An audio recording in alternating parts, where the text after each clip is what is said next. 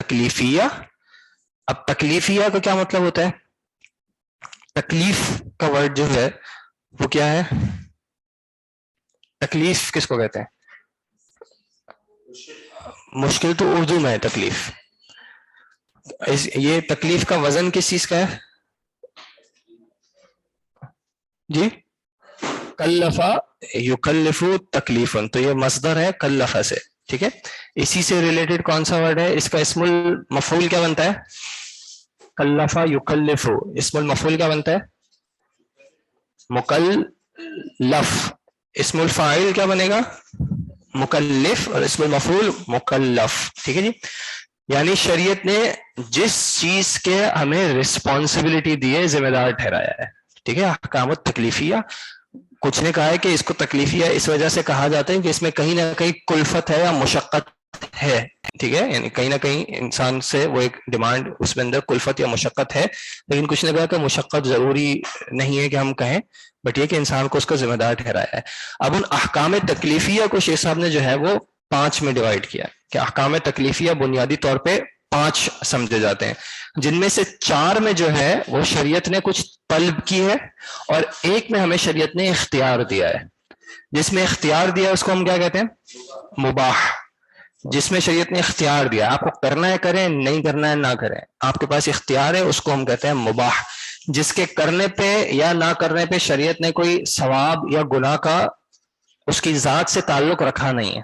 ٹھیک ہے، مثال کے طور پر ابھی جو میں نے اگزامپل دی، بلو کرسی پر بیٹھنا، شریعت میں آپ کو اس کا اختیار ہے. آپ چاہیں آپ بلو رنگ کی کرسی پہ بیٹھیں، آپ چاہیں آپ نہ بیٹھیں، یا کرسی پر ہی بیٹھیں نہ بیٹھیں، آپ کی مرضی ہے. ایسا نہیں ہے کہ بلو کرسی پر بیٹھنے کا کوئی خاص ثواب ہے یا بلو کرسی پر بیٹھنے کا کوئی گناہ ہے. ٹھیک ہے، تو اس میں انسان کو اختیار دیا ہے.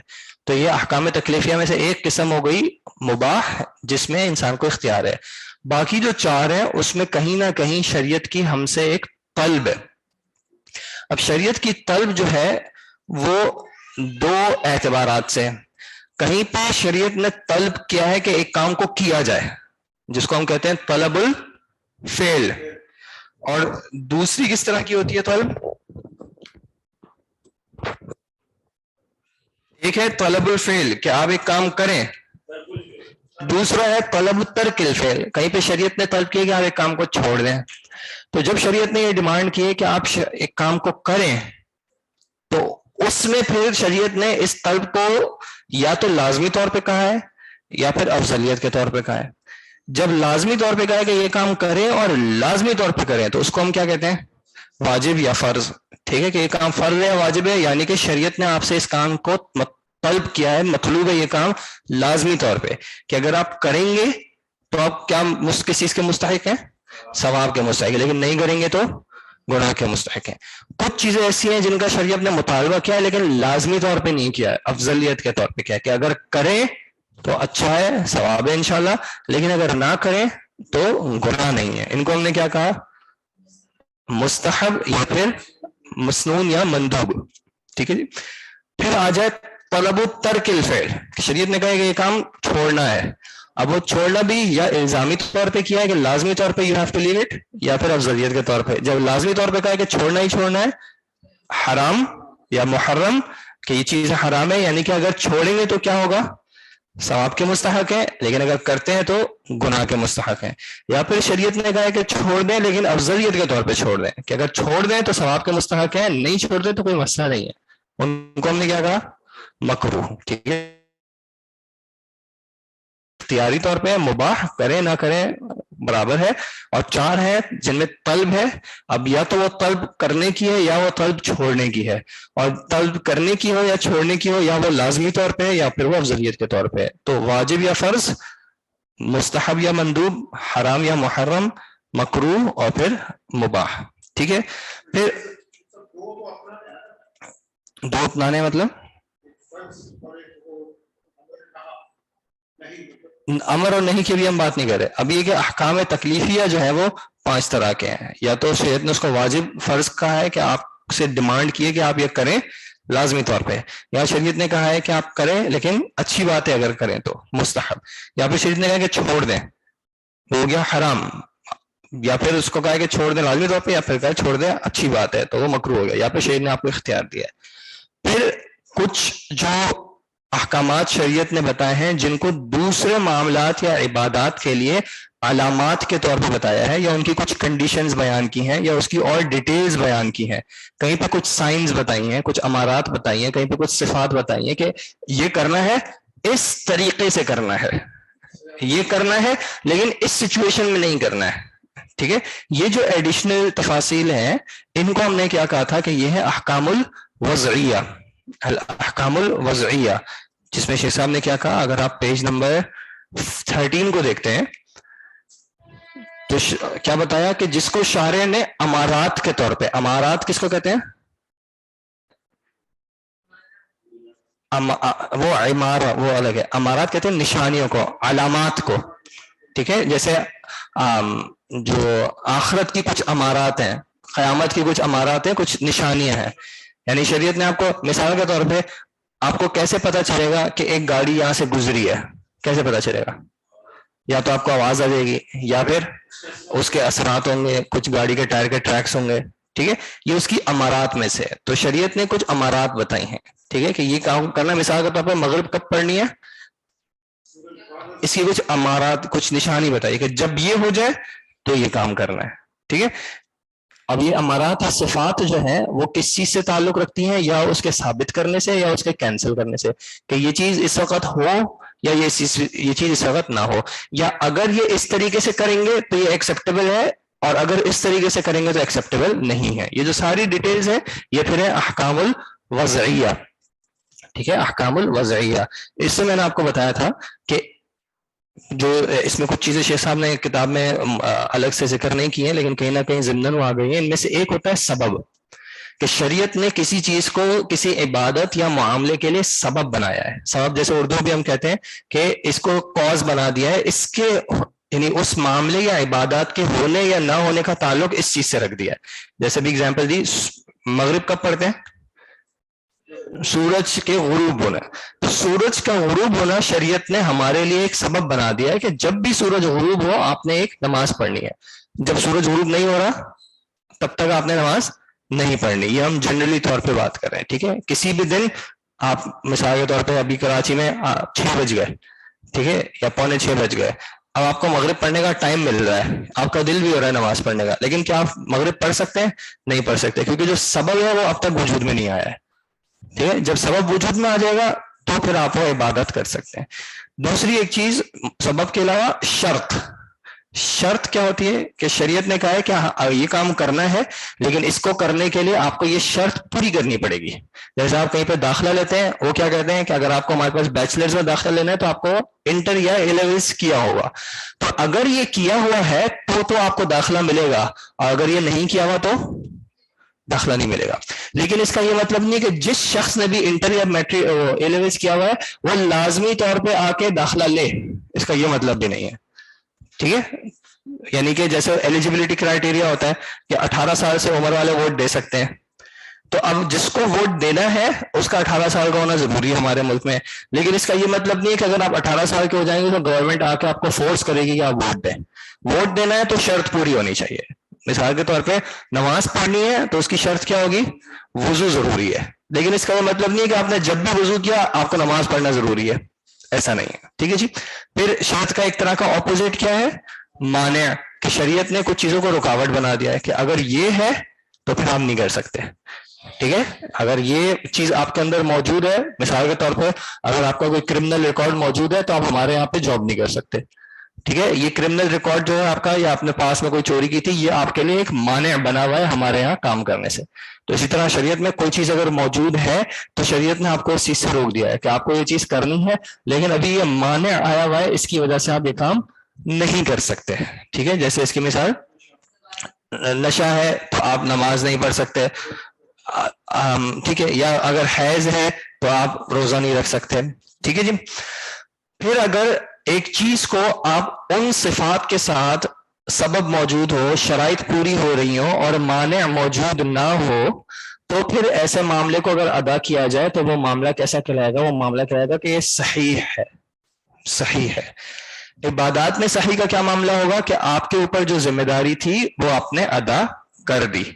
اور معاملات میں کیا اس کا مطلب ہوگا کہ آپ جو معاملہ کرنا چاہ رہے تھے اب آپ اس کے کانسیکوینسز کا فائدہ اٹھا سکتے ہیں. شریعت جو ہے وہ ان کانسیکوینسز کو ایکنالج کرے گی اور ایکسیپٹ کرے گی کہ ہاں اب یہ واقعتاً آپ کا حق ہے. مثال کے طور پہ آپ شریعت کے تمام اصول و ضوابط کو ذہن میں رکھتے ہوئے ان پہ اپلائی کرتے ہوئے آپ ایک چیز کو بیچ دیتے ہیں اور اس کی بجائے اس کے پیسے حاصل کر لیتے ہیں, تو شریعت ایکنالج کرے گی کہ ہاں یہ پیسے واقعتاً اب آپ کے ہیں اور یہ جو چیز ہے اس کی ملکیت دوسرے کو شرعی طور پہ ٹرانسفر ہو چکی ہے. لیکن اگر آپ نے کوئی ایسی آپ نے دھوکہ دے دیا تھا مثال کے طور پہ, تو شریعت کیا کہی کہ نہیں, آپ کی بے جو ہے وہ کینسل ہے, یعنی کہ آپ اب اس پیسے کے مالک نہیں ہیں, آپ کی جو چیز تھی وہ چیز آپ کی اپنی ہے اور وہ شخص اب اس کا مالک نہیں ہے. ٹھیک ہے جی. اور صحیح کا اپوزٹ یعنی کہ اگر سبب نہ ہو یا شرط نہ پوری ہو رہی ہو یا کوئی مانع موجود ہو تو پھر وہ کیسا ہو جائے گا, وہ فاسد ہو جائے گا کہ نہ اب آپ کی ذمہ داری ادا ہوئی عبادات میں. اگر آپ نے مثال کے طور پر وضو کے بغیر نماز پڑھ لی تو آپ کی نماز قبول نہیں ہوئی ہے, آپ کو واپس سے نماز پڑھنی پڑے گی.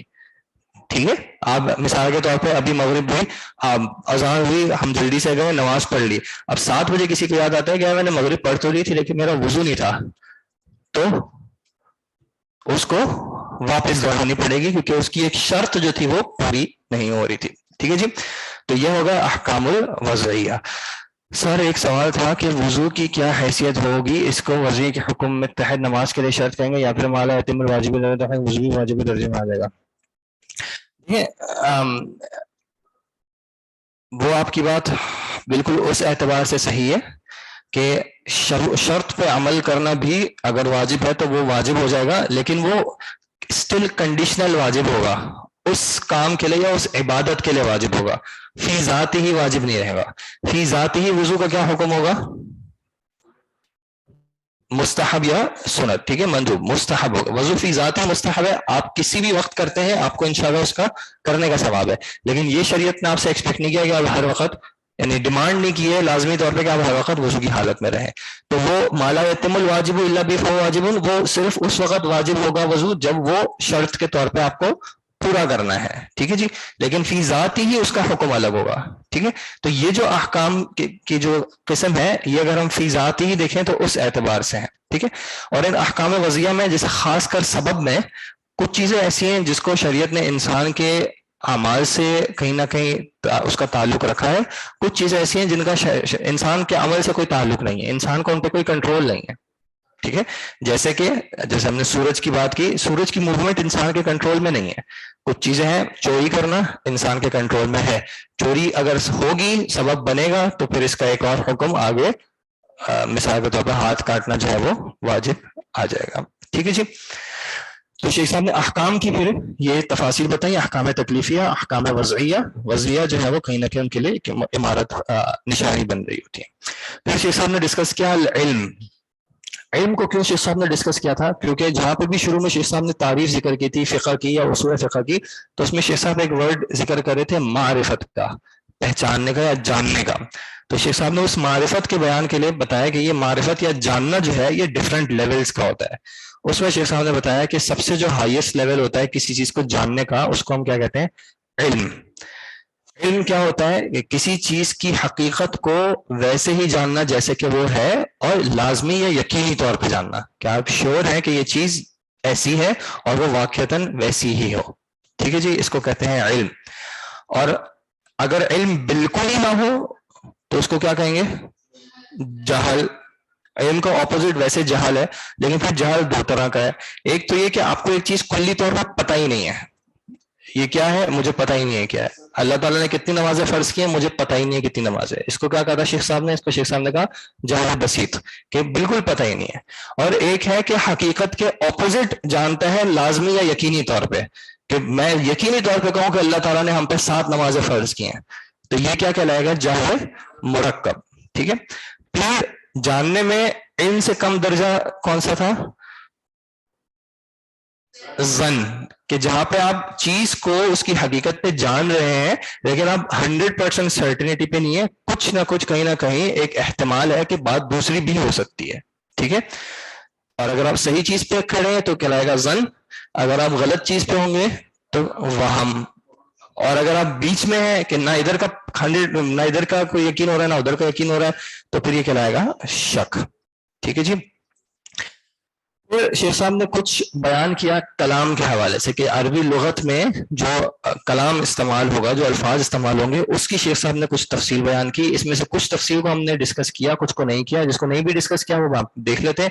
شیخ صاحب نے کہا کہ کلمات جو ہوتے ہیں, آپ نے نحو میں یا اس میں عربی میں پڑھا ہے کہ کلمات 3 طرح کے ہوتے ہیں, اسم ہوگا, فعل ہوگا اور حرف ہوگا. اب چونکہ اللہ تعالیٰ نے شریعت کو عربی زبان میں نازل کیا ہے تو اللہ تعالیٰ نے عربی زبان کے جو قواعد ہیں ان کو ثابت رکھتے ہوئے جو ہے اس شریعت کو نازل کیا ہے. یعنی شریعت کا کام یہ نہیں ہے کہ وہ عربی زبان لوگوں کو سکھائے. شریعت نے کیا کیا, عربی زبان کے جو قواعد ہیں ان کو ڈیفالٹ رکھتے ہوئے اپنے احکامات دے دیے. تو اب ایک کلمہ جو مثال کے طور پہ اسم ہے, تو اسم کی جو دلالت اہل لغت نے رکھی ہے وہ شریعت نے اس کو اپنی جگہ پہ رکھا ہے کہ ہاں اسم اس چیز پہ دلالت کرے گا, فعل اس چیز پہ دلالت کرے گا, اور حروف جو ہے وہ ان چیزوں پہ دلالت کریں گے. یعنی کہ شریعت کو سمجھنے کے لیے اس لغت کو جاننا اور خاص کر اس لغت کو اس کے اہل لغت نے کس طرح استعمال کیا ہے وہ جاننا جو ہے وہ انسان کے لیے ضروری ہے. تو پھر جیسا ہم نے بتایا کہ اس زبان میں بات جو کی جاتی ہے اس میں کبھی ایسا ہوتا ہے کہ آپ ایسی بات کرتے ہیں کہ جس کی تصدیق یا تکذیب کی جا سکتی ہو, تو اس کو شیخ صاحب نے کہا کہ اس کو ہم کیا کہیں گے, الکلام الخبری, کہ آپ خبر دے رہے ہیں. خبر کو ایکسیپٹ یا ریجیکٹ کیا جا سکتا ہے. میں کہہ دوں یہ کرسی ہے, آپ کہہ سکتے ہیں کہ جی ہاں یہ کرسی ہے, اور آپ کہہ سکتے ہیں کہ نہیں یہ کرسی نہیں ہے. تو یہ کہہ رہا ہے کلام خبری یا خبر. اور اس کے اپوزٹ میں شیخ صاحب نے کیا کہا, کلام دوسرا کس طرح ہوتا ہے, انشائی. آپ کسی کو کہتے ہیں چیئر پہ بیٹھو, اب اس کی تصدیق یا تکذیب نہیں کی جا سکتی. ٹھیک ہے. تو اکثر جو شریعت نے احکامات لوگوں کو دیے ہیں وہ انشائی طور پہ دیے ہیں. اقیم الصلاۃ, نماز قائم کریں. اب اس کی تصدیق یا تکذیب کی بات نہیں ہے. لیکن کبھی کبھی اللہ تعالیٰ نے خطاب خبری استعمال کیا ہے, یعنی طریقہ خبری استعمال کیا ہے, لیکن مقصد وہاں پہ حکم دینا ہی تھا. یعنی کوئی صیغہ ایسا استعمال کیا ہے جس میں ظاہری طور پہ ایسا لگ رہا ہے کہ یہ خبر ہے.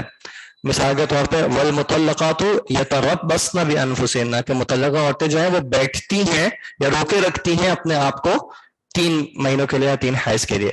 تو یہ ویسے لفظاً دیکھیں تو یہ کلام خبری ہے کہ ہاں ایک شخص کہہ سکتا ہے کہ ہاں رکتی ہیں, اور دوسرا کہہ سکتا ہے نہیں دیکھیں یہ تو عورت تھی یہ تو نہیں رکی. تو وہاں پہ کلام خبری یعنی رکھ کے مراد اصل میں جو تھی وہ انشائی تھی کہ حکم دینا ہی تھا. ٹھیک ہے. لیکن صیغہ جو ہے وہ شریعت نے اس طرح کا استعمال کیا, اور چونکہ یہ کام اہل لغت نے کیا ہے تو اس لیے اس طریقے سے اس میں کوئی مسئلے کی بات نہیں ہے. یعنی وہ عربی زبان میں اس چیز کی وسعت ہے. پھر کلمات کی دلالت کے اعتبار سے شیخ صاحب نے کہا کہ کلمات کی دلالت جو ہے وہ اس اعتبار سے کبھی جو ورڈ ہے وہ اس چیز پہ دلالت کر رہا ہوتا ہے جس کے لیے اہل لغت نے اس کو وضع کیا ہے. تو ایسی صورت میں ہم کہتے ہیں کہ کلام جو ہے وہ حقیقی ہے یا حقیقت پہ دلالت کر رہا ہے. اب وہ حقیقت کو شیخ صاحب نے پھر 3 قسموں میں بیان کیا کہ کبھی وہ حقیقت لغویہ ہوتی ہے, کبھی وہ حقیقت عرفیہ ہوتی ہے, اور کبھی وہ حقیقت تیسری کون سی تھی, شرعیہ ہوتی ہے.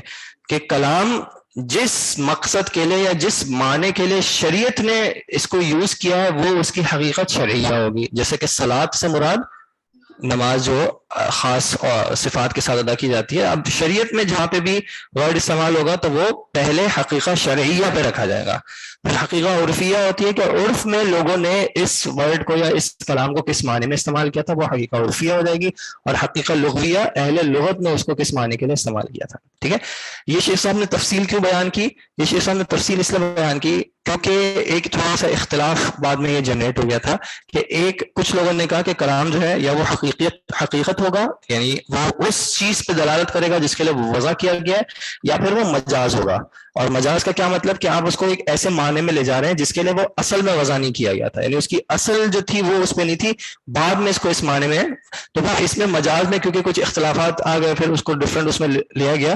تو ایک ان مسائل کو حل کرنے کا, کیونکہ کچھ علماء نے یا ائمہ نے کہا کہ لغت میں مجاز ہوتا ہی نہیں ہے, تو انہوں نے مجاز نہ ہونے کا کیا معنی لیا, انہوں نے کہا کہ جو آپ جس چیز کو مجاز کہہ رہے ہو وہ اصل میں حقیقت ہی ہے, لیکن انہوں نے حقیقت کے ڈفرینٹ لیولز کر دیا کہ حقیقت شرعیہ الگ ہوتی ہے, عرفیہ الگ ہوتی ہے, اور لغویہ الگ ہوتی ہے. تو ان چیزوں کو کہیں نہ کہیں بیلنس کرتے ہوئے شیخ صاحب نے آپ کو دونوں طریقے بتا دیے کہ آپ حقیقت کو بھی ڈیوائڈ کر سکتے سکتے ہیں, یا پھر آپ ایک چیز کو حقیقت کہہ کے دوسری چیز کو مجاز کر دیں, لیکن مجازی معنی میں لے جانے کے لیے لازمی طور پہ آپ کو کوئی دلیل چاہیے ہوگی. یعنی اگر آپ کو شرعی کلام میں قرآن کو یا حدیث کو, آپ کو اس کو کسی بھی ورڈ کو, کسی بھی سینٹنس کو آپ کو اس کو مجازی معنی میں لے جانا ہے, تو آپ کو لازمی طور پہ اس کی دلیل چاہیے ہوگی کہ اس کو اس معنی میں لے جایا جا سکتا ہے.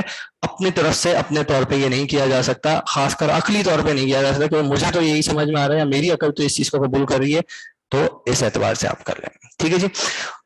جی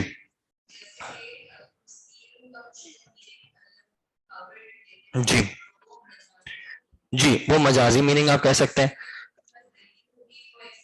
اچھا اب اگر دلیل ہوگی, اب بات وہی ہے کہ دیکھیں اگر ہم حقیقت کی بات کریں, حقیقت میں کرسی کا ورڈ پاور کے لیے حقیقت لغوی میں تو استعمال نہیں ہے, لغوی میں تو کرسی کو کہا گیا ہے. ٹھیک ہے, حقیقت شرعیہ کہاں سے ثابت ہوگی؟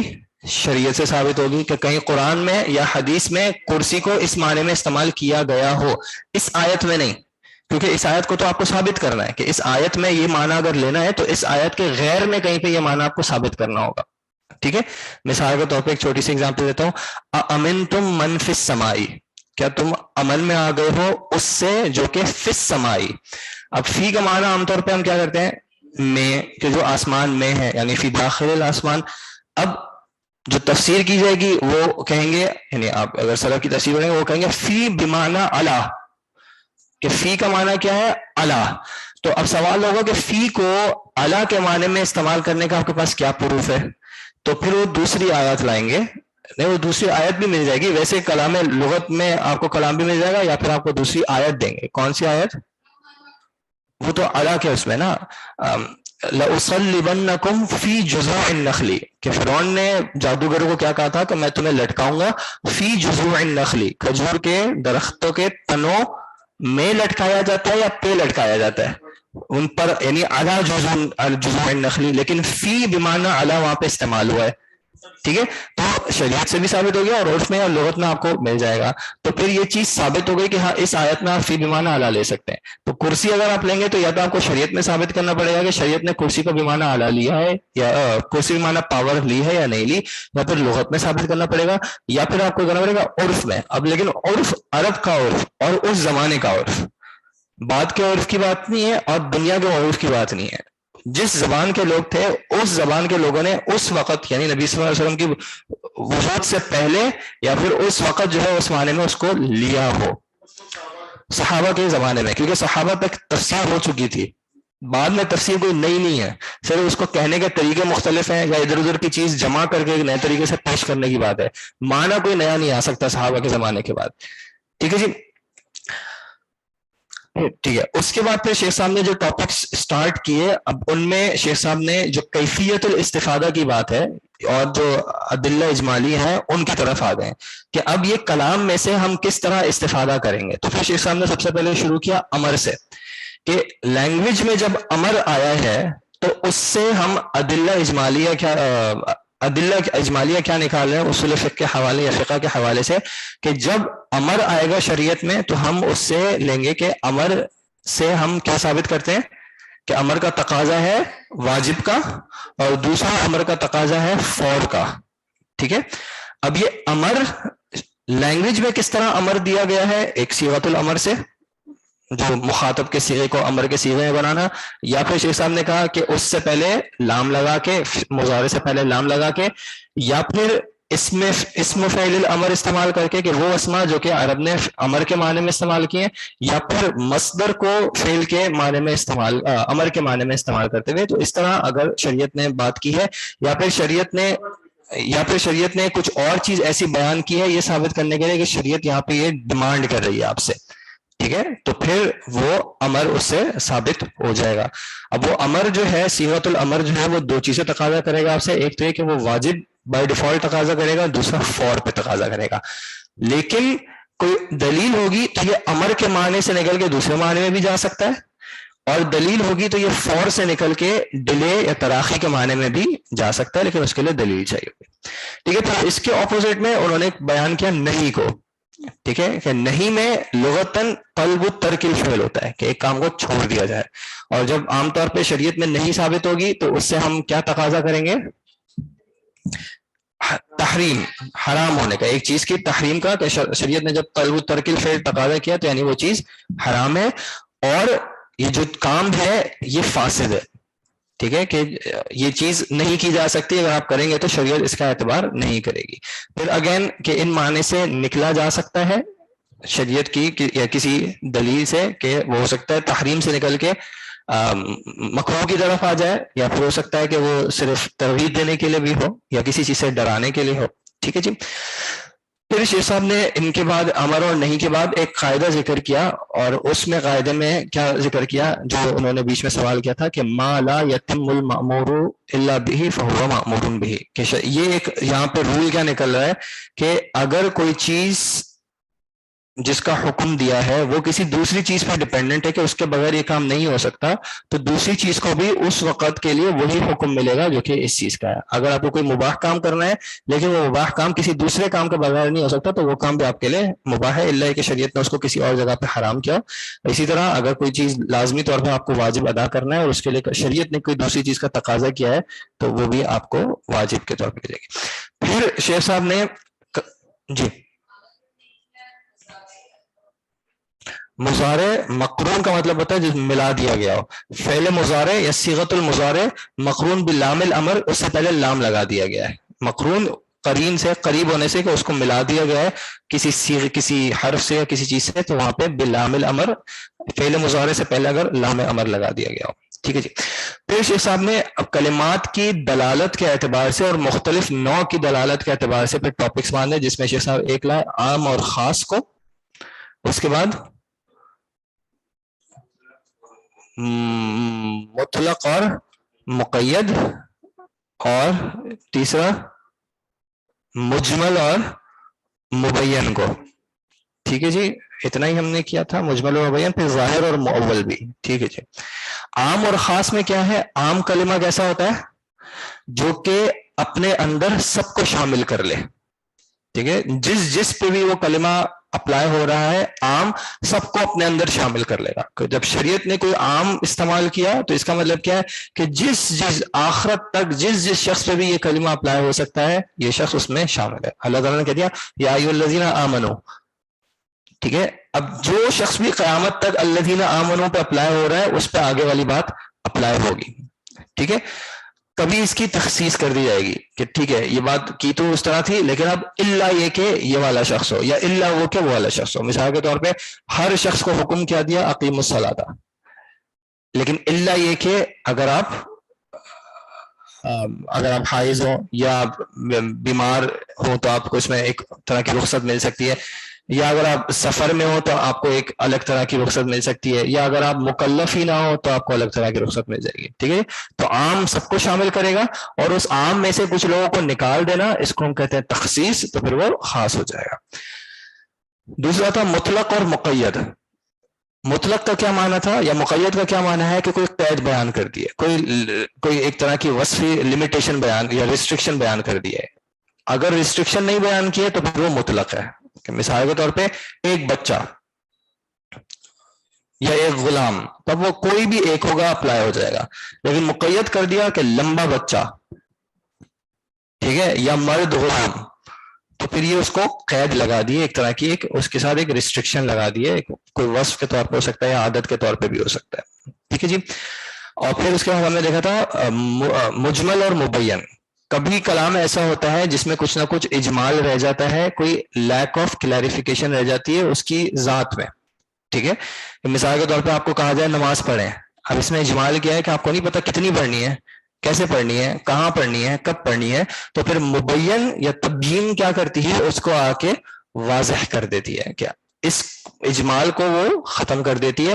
شریعت میں اب ساری چیزیں ہیں مبین، لیکن نسبی طور پہ ہو سکتا ہے مجھ تک وہ بیان نہ پہنچا ہو، تو مجھ تک اگر صرف اجمالی بات پہنچی ہے تو مجھ سے شریعت نے ایکسپیکٹ کیا کہ ماننا تو ہے فوراً کہ شریعت کا حصہ ہے، اور جیسے ہی اس کا بیان آپ کو مل جائے گا تو آپ نے اس پہ انشاءاللہ عمل بھی شروع کر دینا۔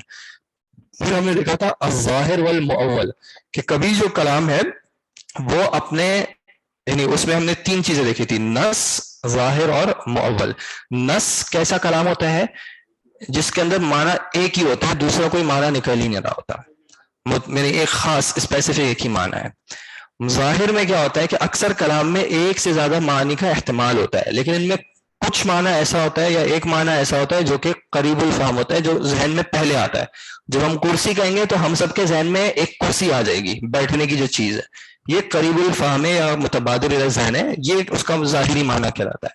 اور اسی کو اگر ہم کسی دوسرے معنی میں لے جائیں جو کہ اس کا مرجوح معنی ہے، یعنی جو دور آتا ہے، تو وہ کیا کہلاتا ہے؟ وہ کلام کہلاتا ہے مؤول، یا اس کی تعویل کر دی، اس کو اس معنی میں لے گئے.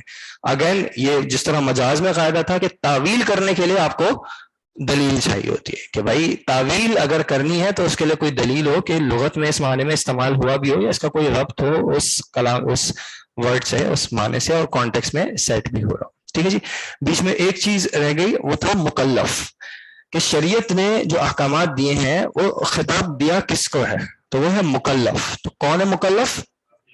عاقل والبالغ. ٹھیک ہے. ایک تو مسلمان، کہ مسلمان میں پھر میں نے آپ کو اختلاف بتایا تھا، کچھ کہتے ہیں کہ جو کافر ہیں وہ شریعت کے سرے سے مخاطب ہے ہی نہیں، کچھ نے کہا کہ نہیں، کیونکہ ان کو آخرت میں اس چیز کا عذاب ہوگا کہ ایک ایک وہ حکم جو شریعت کا انہوں نے نہیں مانا تھا، نماز نہیں پڑھی، روزہ نہیں رکھا، تو ہر ایک چیز کا وہ چونکہ جواب دیں گے تو وہ اصل میں مکلف ہے. لیکن ان کی کوئی بھی چیز اس وقت تک قبول نہیں ہوگی جب تک ان کا کفر کا معنی ختم نہیں ہو جاتا. ٹھیک ہے. تو معنی آیا ہوا ہے، تکلیف ان کی ثابت ہے. پھر عاقل جو ہے یعنی کہ ذو عقل ہو، اور بالغ جو کہ بلوغت تک پہنچ گیا ہو. پھر بلوغت میں پھر آگے پھر تفاصیل ہے کہ کیسے ثابت ہوتا ہے، یا کسی شخص کے اگر ڈیلے ہو جائے، کسی شخص کے اندر کوئی عذر یا کوئی بیماری ہو تو پھر کیا اس کی بلوغت شرط رہتی بھی ہے نہیں رہتی، وغیرہ وغیرہ وغیرہ. تو یہ مکلف کے ہو گئے. کلمات کے کس طرح ان کے معنی ہیں.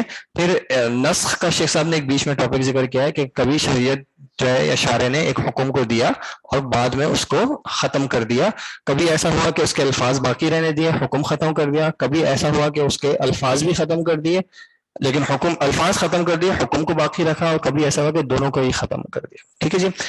تو یہاں تک اب ہم جو ہے الحمدللہ کہ کلمات سے کچھ استفادہ کس طرح عربی زبان میں اصول کے اعتبار سے کیا جاتا ہے. اب ایک دو چیزیں رہ گئی ہیں ہماری. ایک رہ گیا ہے جو شیخ صاحب نے تعریف میں ذکر کیا تھا، حال المستفید، کہ ان اصول سے فائدہ اٹھانے والا. تو اس میں شیخ صاحب فتوے کا ذکر، مفتی کا، مجتہد کا، اور پھر تقلید کا، یا ایک عام شخص سے اس کے اعتبار سے یہ ٹاپک آئے گا، وہ آئے گا ٹورڈز دا اینڈ. اس سے پہلے جو ایک ٹاپک ہے وہ ہے مآخذ شریعت جو کہلاتا ہے. مآخذ شریعت کہ یہ جو ساری بات ہم کر رہے ہیں یہ ہم اپلائی کس پہ کر رہے ہیں، کہ شریعت کے جو احکامات ہیں یہ ہم لے کہاں سے رہے ہیں. تو ان کی جو کچھ ڈیٹیل ہے اس کے بارے میں شیخ صاحب کچھ کلام کریں گے. تو سب سے پہلا مآخذ شریعت کون سا ہوتا ہے؟ قرآن. لیکن قرآن کا شیخ صاحب ذکر نہیں کریں گے. اس کا قرآن کی اصل ذکر کہاں پہ ہوتا ہے؟ جو قرآن کے اصولوں کے حوالے سے ہوتا ہے وہ سبجیکٹ ہے اصول التفسیر کا. ٹھیک ہے. کہ اصول التفسیر میں قرآن کے حوالے سے ڈیٹیلڈ بحث ہوتی ہے کہ قرآن اصل میں کہتے کس کو ہے، قرآن میں کیا چیز شامل ہے، قرآن سے کوئی چیز کس طرح ثابت ہوئی ہے، یا قرآن میں کون سی آیت کیا کس معنی میں جائے گی، اس کے کیا محکمات ہیں، مشابہات ہیں. وہ سارا اصل ٹاپک ہے اصول تفسیر کا. اور حدیث کے حوالے سے جو اس کی ساری ڈیٹیلز ہیں زیادہ تر وہ ہے اصول حدیث کا تعلق. لیکن چونکہ احادیث میں کچھ اختلافات ہیں، خاص کر جو اس کے اس بات کے حوالے سے. ٹھیک ہے. کیونکہ قرآن میں الحمدللہ اہل سنت کا اتفاق ہے، اجماع ہے کہ جو قرآن کے کلمات ہیں جو جس طریقے سے اس کو پڑھا جاتا ہے وہ سب معلوم ہے. اس میں کوئی اختلاف نہیں ہے کہ یہ والی آیت ثابت ہے، یہ والی آیت ثابت نہیں ہے، اس طرح کوئی اختلاف نہیں ہے. اس میں جو صرف اختلافات آئیں گے وہ آئیں گے اس کے اس دلالت کے اعتبار سے، کہ کیا اس آیت سے یہ معنی لیا جا سکتا ہے یا نہیں لیا جا سکتا، یا یہ آیت منسوخ ہے یا نہیں ہے، اس کا جو ظاہر ہے اس کی تعویل کی جائے نہیں کی جائے. لیکن قرآن کے اس بات وغیرہ کے حوالے سے نہیں ہے.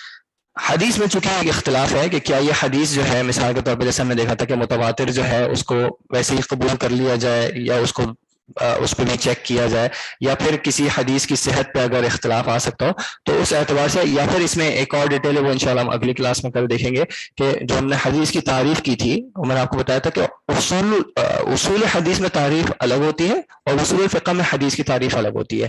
تو اس اعتبار سے جو کچھ چیزیں ہیں وہ انشاءاللہ ہم ڈسکس کریں گے. پھر اس کے بعد اجماع اور قیاس، یہ جو دو اور بنیادی ماخذ شریعت کنسیڈر کی جاتے ہیں. ماخذ شریعت اور بھی چیزیں کنسیڈر کی جاتی ہیں، وہ پھر آپ انشاءاللہ جب اگلے سال اور ڈیٹیل میں پڑھیں گے تو پھر اس میں آئیں گی کہ استحسان اور جو مختلف اور چیزیں ہیں کہ شریعت کے احکامات کو کن چیزوں سے یا کہاں سے اخذ کیا جاتا ہے. جو بنیادی ہیں وہ دو قرآن و سنت، اور پھر ان کے بعد جن پہ کسی حد تک اتفاق ہے وہ اجماع اور قیاس. پھر جو چیزیں ہیں اقوال الصحابہ یا شرع من قبلنا وغیرہ وہ پھر انشاءاللہ بعد میں آپ تفصیل سے کریں گے. تو آج جو ہے ہم نے ایک واپس سے سبجیکٹ کو تھوڑا سا ریویو کر لیا، کیونکہ سبجیکٹ میں ایسا ہوتا ہے کہ جیسے ہم آگے جاتے رہتے ہیں پیچھے کی چیزیں جو ہیں وہ فٹ کہاں پہ کرنی ہے اس میں کہیں نہ کہیں کنفیوژن آتی ہے. تو یہ جو سارے ٹاپکس گزرے ہیں، امر، نہیں، عام، خاص، معول، ظاہر وغیرہ، یہ جو لغت میں کلمات جو ہیں ان کی دلالت کے اعتبار سے کہ کیا ورڈز کس معنی پہ دلالت کرتے ہیں بائی ڈیفالٹ، ان کو جو ہے بنیاد رکھے پھر آگے اصول میں کس طرح ان کو اپلائی کیا جائے گا انشاءاللہ. ٹھیک ہے جی.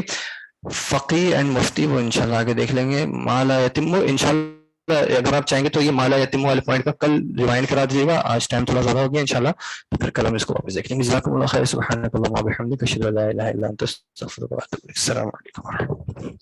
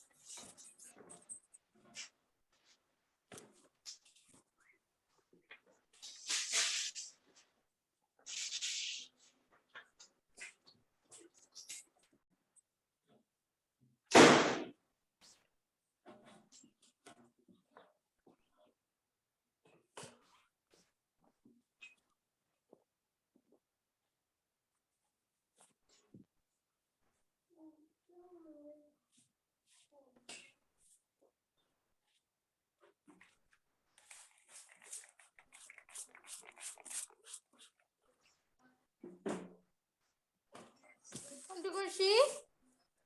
Alhamdulillah. Want to go see, Maju? You want to go see?